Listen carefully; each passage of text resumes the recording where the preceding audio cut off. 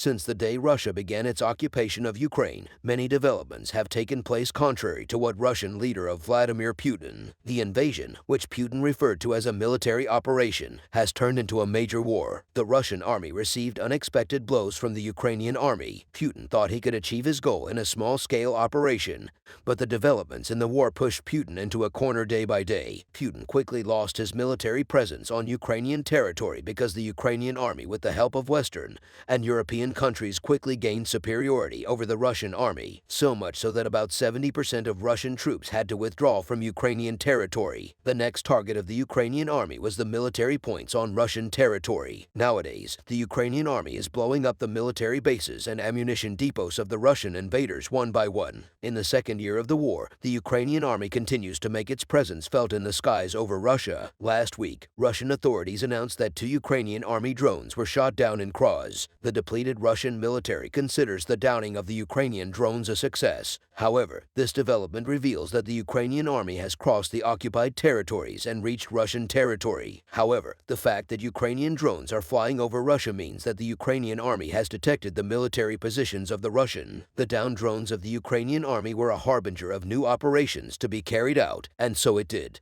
thanks to the coordinated data obtained from the Ukrainian drones shot down in CROs. Nader. Last week, the Ukrainian army launched a massive attack on Snyder the other day. Several explosions and fire have recently occurred in Nader, Russia. Moreover, the place of the explosions was the Higher Military Aviation School of the Russian Army. The Ukrainian army targeted the aviation school of the Russian invaders with drones. Moreover, the military airport in the region was also affected by the explosions and fire. Eyewitnesses made statements about the explosions and fires that occurred in Nader city. It was stated that loud sounds similar to explosions were heard in the city before the explosions at the Higher Military Aviation School. Local residents in the area said that their houses shook before the explosions. At the same time, the city administration explained that these sounds were supersonic explosions made by airplanes. This statement confirms that the training center and airfield of the Russian were hit by Ukrainian drones. Footage of the explosion in Snyder was shared on social media. In these images, the intensity of the explosion is clearly visible. The surroundings of the Military Aviation School of the Russian Army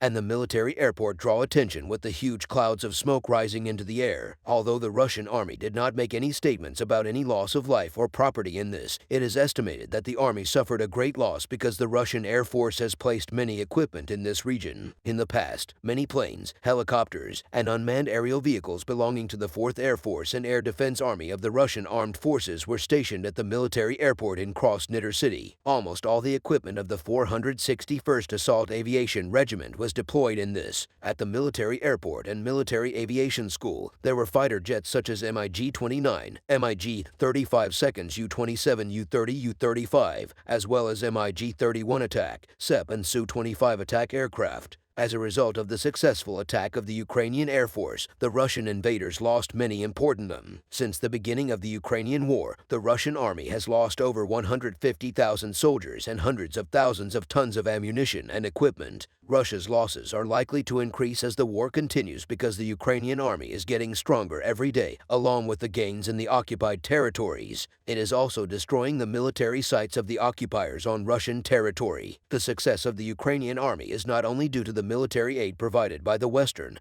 and European countries, but also to the Ukrainian people, because the Ukrainian people have achieved great success in the resistance against the Russian occupiers. Partisan and sabotage groups formed by the Ukrainian people caused great damage to the Russian occupiers. These groups are also thought to be behind the suspicious deaths of many top generals in. Recently, members of the Ukrainian partisan groups blew up a car carrying Russian invaders. The operation, which took place in Novokakova, Kherson region, was claimed by Tesh, a partisan group of Ukrainians, and Scientarts. The explosion that took place in the morning near the Novokakova police station caused a huge outrage. The attached Persian group claimed responsibility for the explosion, but did not provide details of the attack. Looking at the previous partisan attacks, it is estimated that this attack was also carried out by planting a bomb in the car. There were 4 Russian soldiers in the vehicle blown up by the partisan group. The Russian invaders got into the vehicle unaware that it would be blown up. Minutes later, the members of the Protein group were waiting for the moment when the explosion would take place. Finally, when the vehicle was blown up, 2 of the Russian invaders were killed on the 2 other invaders were seriously injured. No further details of the attack were released after Russia's unjust annexation of Crimea. The Ukrainian army started serious work because Putin's goal was to occupy the territories of Ukraine,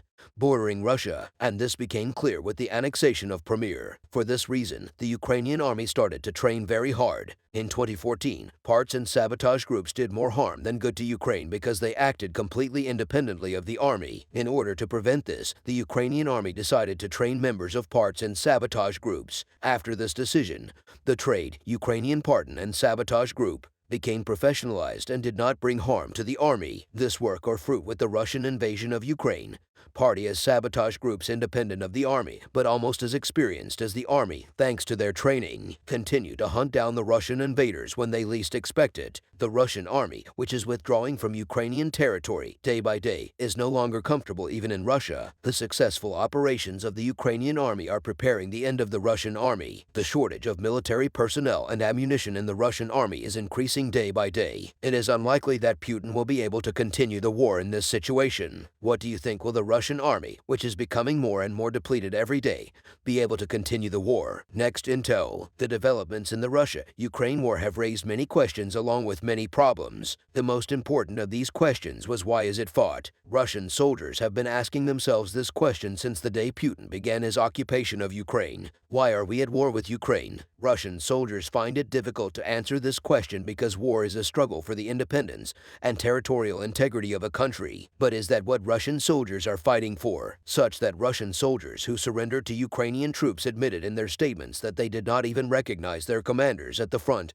and did not know that they were fighting with. This is because the vast majority of Russian soldiers are sent to the occupied territories under pretenses of training and terrorism. In the first month of Putin's occupation of Ukraine, the Russians who opposed the occupation predicted these developments. Therefore, in the second month of the occupation of Ukraine, anti-occupation Russians formed a group. Moreover, this group was formed under the Ukrainian armed forces. This group, called the Free Russian Legion, was formed when anti-war Russians sought refuge in Ukraine. The aim of the Legion was to stop the occupation of the Russian army in Ukraine. This meant that Russians were fighting their own citizens. The Russians who crossed from Russia to Ukraine defected to the Ukrainian army, stating that they disagreed with Putin's unjust occupation decision and wanted to stop Russia's advance in Ukraine and join Ukrainian resistance. The Free Russian Legion, which was formed with about 100 people, has now exceeded 1,000. A new development in recent days has further strengthened the Free Russian Legion in the city of Mont, where the Russian-Ukrainian war was fiercest.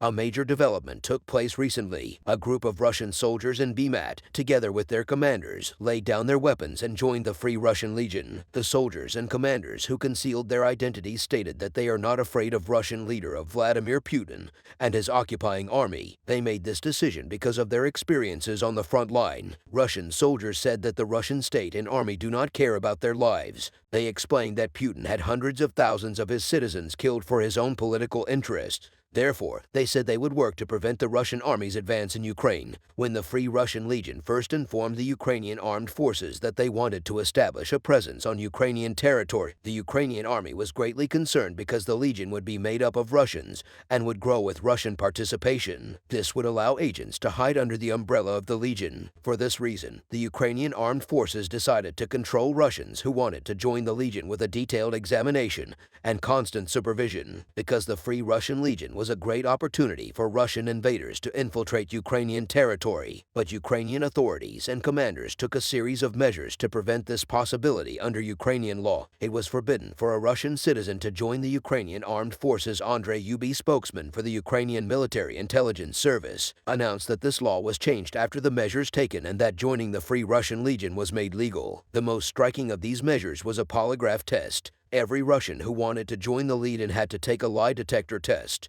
The Russians who passed the test were put through a very comprehensive and difficult training. Russians who were trained in the use of weapons, tanks, mortars, and missile systems, as well as emergency response and escape from captivity, and who were successful in these trainings, were entitled to join the Legion. Yusuf explained the purpose of the creation of the Free Russian Legion as follows. There were many Russians who could not remain indifferent because of their moral principle, and were looking for a way to join the ranks of the Ukrainian defenders. All the legionnaires came with a great desire to stop Putin's word and liberate Russia from dictatorship. As a result of these developments, the Free Russian Legion has been resisting the Russian occupiers for a year without any problems. Young people with pseudonyms Zaza and C are among the Russians fighting against the occupiers' Russian teenagers, Za and Cesar, who did not want to fight against the Ukrainians, together with the Russian invaders, openly explained why they joined the Free Russian Legion. Russian teenagers use aliases to avoid giving their names. This is because their families continue to live in Russia. They hide their identities to avoid any trouble for their families. Says that Russia has been doing everything it can to end the occupation since the first day it started to occupy Ukraine. Zaza 20 says that while living in Russia,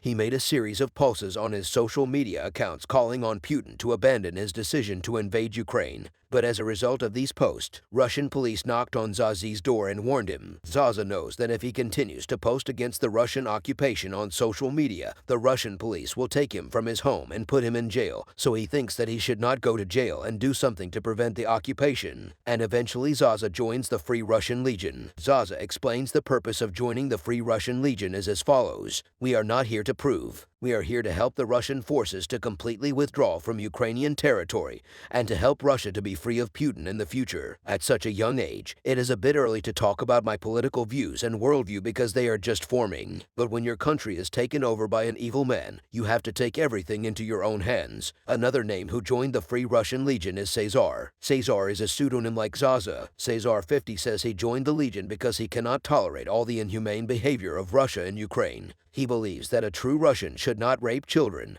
kill women, and fight against civilians. But Cesar witnessed these developments and left his hometown of St. Petersburg since joining the Free Russian Legion. Cesar confesses that he has killed many invaders and that he feels no remorse or guilt for his actions because he believes that there is no other way to prevent the members of the Free Russian Legion who fought against the Russian occupiers have achieved serious success in the war. Thanks to the training they received in Kiev, the members of the Legion who are actively involved in almost all of the occupied territories